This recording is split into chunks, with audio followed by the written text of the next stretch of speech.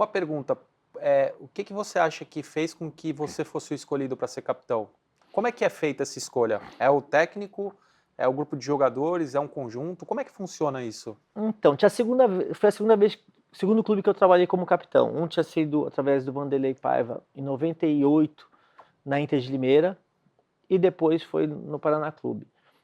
Eu vejo que assim, a escolha do capitão, tu tem que ver algo além naquele atleta para ele poder ser escolhido. Não é simplesmente um atleta que está lá e ele não consegue transmitir algo positivo. Eu sempre fui uma pessoa muito determinada, eu nunca fui de ficar falando muito, eu sempre fui uma pessoa muito reservada, porém eu sempre fui muito trabalhadora.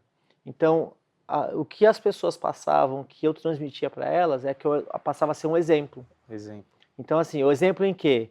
Em chegar cedo, em fazer o exercício que está sendo determinado ali sem reclamar, porque é normal reclamar, porque existe o esforço físico, às vezes você está cansado, você está atrasado, você está com problemas em casa, e você chega para trabalhar e, cara, você vai ficar reclamando, né? Faz Perfeito. parte isso. Então, eu tinha essa consciência que eu tinha que ser o exemplo, e isso fez com que eu fosse ganhando a confiança do grupo e o respeito. Perfeito. Então, quando eu falava com os atletas, sempre chamando no particular, nunca fui dispor nada para ninguém, principalmente em jogo, eu era muito reservado. Eu reclamava com o juiz, era outra coisa, Isso mas aí é normal. com os atletas, não. Mas eu sempre apoiei. Então é gostoso porque às vezes tu vai para um lugar hoje, encontra os atletas que trabalham contigo, pô, e aí capita, e aí capitão, tal. Legal. É muito gratificante você encontrar essa galera e saber que muitos deles você pôde ajudá-los, E né? hoje, como um líder, essa questão do exemplo, ela é extremamente importante, porque você tem uma... Quantas pessoas tem trabalhando contigo hoje? Então, hoje eu tenho mais de 20 pessoas, devo 25 pessoas, acredito, mas pode ter certeza que pro ano que vem vai mais que dobrar esse número. Legal. E porque assim, quando você está liderando um grupo de pessoas, não é muito o que você fala, são as suas atitudes que acabam refletindo no time, né? Então, acho que é uma característica que você já veio trazendo lá da época do futebol, né? Sim, então, Gui, a gente vai chegar lá porque, assim, a gestão de pessoas é algo bem complexo. Tinha divergências de jogador com treinador, de jogador com diretor. Só que a culpa nunca é do jogador. Ele nunca vai falar que joga mal, ou que não está bem, ou que o outro é melhor. Ele sempre vai achar que a culpa é de alguém. É normal isso. A gente sempre quer transferir a responsabilidade, né? Eu sempre fui uma pessoa muito de estar se autoavaliando. Eu sempre comento com as pessoas assim, se você for pegar um jornal hoje e você ler uma notícia que ela te agride, é uma crítica, né? Uhum. Você vai ficar com a tua autoestima baixa. Se você encontrar alguma pessoa e você escutar que alguém falou alguma coisa a seu respeito que não é positiva, você vai ficar com raiva daquela pessoa. O que eu aprendi nesse trajeto de atleta? Qual que é a maior fonte de influência que existe no meio esportivo? A imprensa. E a imprensa ela é formadora de opinião. Em qualquer situação. E tem pessoas que pagam para ter uma informação positiva.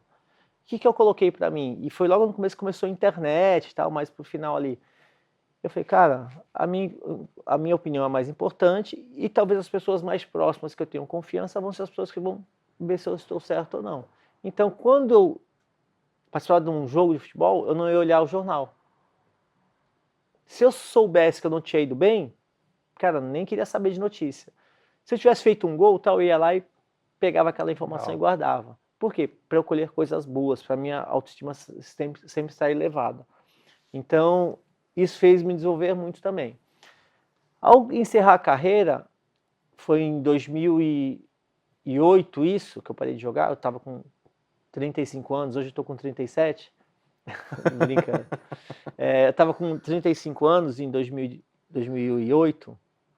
Uma semana depois, o próprio clube, os diretores do clube, o diretor que me levou para ser atleta, ele me chamou para trabalhar no clube como gerente de futebol. Tá. Perfil, relacionamento e conhecimento, e aí acabou que... E eu nem comentei que no decorrer desse período eu ainda cursei outra universidade, eu fiz o curso de Educação Física, iniciei aqui em Tá. Santos e terminei lá em Curitiba. Só que qual que foi o grande detalhe? Eu não esperava por essa proposta. Só que foi um desafio porque eu tinha uma situação financeira mais confortável e de repente você reduz a 1/3 do que você está acostumado a ganhar para fazer ser uma outra função. Só que o mercado era muito mais difícil. Eu falei, cara, Uhum. já que tem essa oportunidade, vamos abraçar, né? E aconteceu que para mim foi fantástica a experiência, lidar com pessoas, resolver conflitos. E eu comecei a Legal. ter uma visão diferente, porque eu tinha a visão de atleta, do dia a dia, comecei a ter uma visão dentro de um vestiário com uma comissão técnica, e de repente uma visão de diretoria. Então uma visão abriu, o meu leque Uhum. abriu.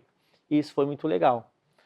Posteriormente, fiquei praticamente 2 anos lá, e nesse momento, quando eu fiz a transição de atleta para gerente, foi quando eu me tornei investidor da empresa que eu trabalho hoje. Legal. Meu primeiro contato com a empresa foi em 2008. Quando eu me desliguei da empresa, teve a mudança, teve a eleição no clube, teve a minha, o meu acerto para poder me desligar do clube. Aí teve um boom imobiliário no Brasil, todo mundo comprando terreno para construir. E eu tinha créditos do produto que eu trabalho, né, do sistema de consórcio. Acabei contemplando as minhas cotas e fui empreender como um construtor. Legal. Na época, lá morava em Curitiba, fiquei 14 anos em Curitiba, e aí acabei construindo 5 casas com sócio na época, e alavancamos nosso capital, e eu falei, pô, legal, estou com dinheiro, e o que eu vou fazer agora? O que veio na minha cabeça? Eu preciso buscar algo que me gere uma renda recorrente, porque eu não tinha montado nada para me gerar uma receita Tá. complementar para poder me manter, então eu precisava continuar trabalhando, por isso que os estudos foram importantes.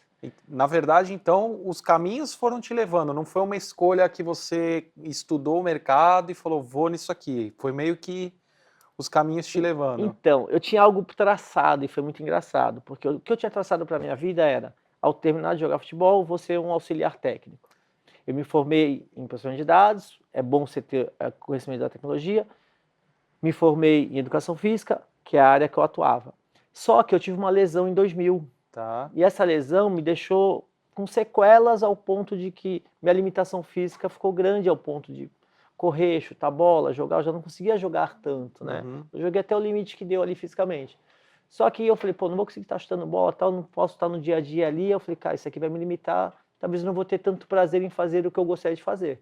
E veio o convite para trabalhar na parte administrativa. Tá. Pô, casou, legal, foi muito bom. Só que a parte administrativa, o que acontece? Você vai se desenvolvendo. E eu fui buscando informação porque era tudo novidade para mim. E quando eu me desliguei, eu falei, cara, não é isso. Aí eu vou empreender e tal. Aí o que eu resolvi investir? Num salão de beleza. Nada a ver. Nada a ver comigo, mas pensando na época eu estava casado, né? Pensando na minha ex-esposa, eu falei, pô, ela gosta de beleza, se comunica, gosta de Tá. vendas e tal, e ela fazia alguns dos serviços. E acabou me investindo nisso. O que aconteceu? Fiquei 5 anos fazendo a gestão de um salão de beleza, da parte administrativa. E foi legal porque eu peguei um outro público, o Tá. feminino. Lidar com mulheres é totalmente diferente de lidar com homens.